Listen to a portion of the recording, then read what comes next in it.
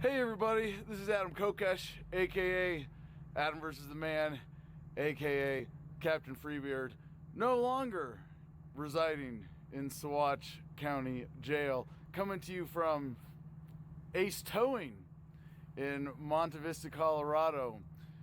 Proud to say, I fought the law and I won. Case dismissed, no charges to be filed. However, there are some very important follow-ups to this case from Friday, December 10th. Excuse me, I've spent the last 12 days straight with very few minutes outside of my cell in a 6-foot by 9-foot room, solitary confinement for another government-induced, taxpayer-funded spiritual retreat. And I want to say first, thank you to the people with the Saguache County Sheriff's Department, including Sheriff Dan Warwick, Captain Wilson, and too many guards to mention at the Saguache County Jail for their role in making sure that at least the first primary step in justice here was done. For those of you not familiar with this case, and yes, forgive me, I'm dealing with significant sleep deprivation and a little bit of, consequences of jail cuisine, but thank you to the wonderful chefs there, Lori and Deb, for helping me maintain a perfect vegan diet while I was there. I was, on December 10th, pulled over for not having a license plate on my Ford F-150 here. And ended up getting, the typical, maybe not typical, but the full rundown from law enforcement of taking the vehicle apart, fully searched. And it's still a bit torn up. You can see messes inside, messes in the back, a little bit of damage. Who knows? We've yet to do the full assessment. It's a little dark here.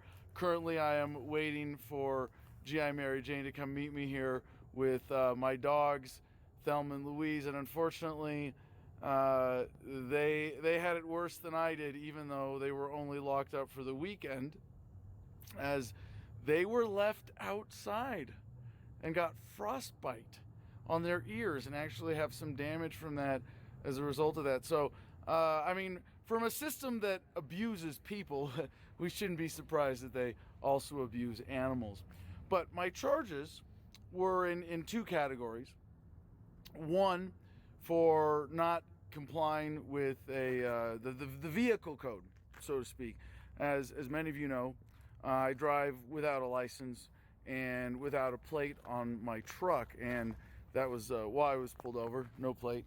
I don't know if, yeah, there it is. No plate. And part of the mess we're getting organized right now in the back there. And having beaten those charges related to the traffic violations or the vehicle violations, so to speak, I feel very, very vindicated in successfully asserting my right as an American to travel without having to pay for that, as if that right were merely a privilege. So, the other charge was for possession of psilocybin mushrooms. Now, having beaten that charge and successfully asserted my legal and lawful right to own natural drugs according to the First Amendment, as a member of the Oklevueha Native American Church and a self-proclaimed Wiccan, which gives me the right to own, possess, share as sacrament all manner of natural substances. I am very happy to announce that in Gardenia, at our homestead, I will be growing psilocybin mushrooms and distributing them freely, giving them away to veterans as part of our Homefront Battle Buddies programs there. So if you want to be a part of that, please send me an email, drop me a line, adam@thefreedomline.com. Now, a big part of this case for me was putting some dangerous cops in their place. Cops who like to shoot first and ask questions later. And it is because of cops like that that our friend Johnny Hurley, the hero of Arvada, is no longer with us. On my way, when this happened, I was on my way home to Arizona from visiting the site of the shooting and in Old Town Arvada, and I was very motivated by our friend Johnny Hurley's heroic actions.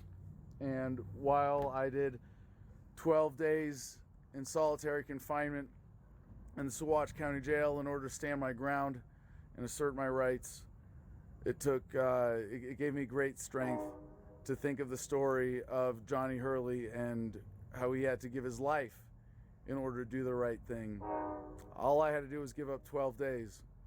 But I stood my ground, I fought the law, I won because I did the right thing, I stood on principle. I acted out of love, and because I wanted to fight this injustice and confront the evil that confronted me. And if we all did this, we wouldn't have to deal with these kinds of injustices and these kind of cowboy cops.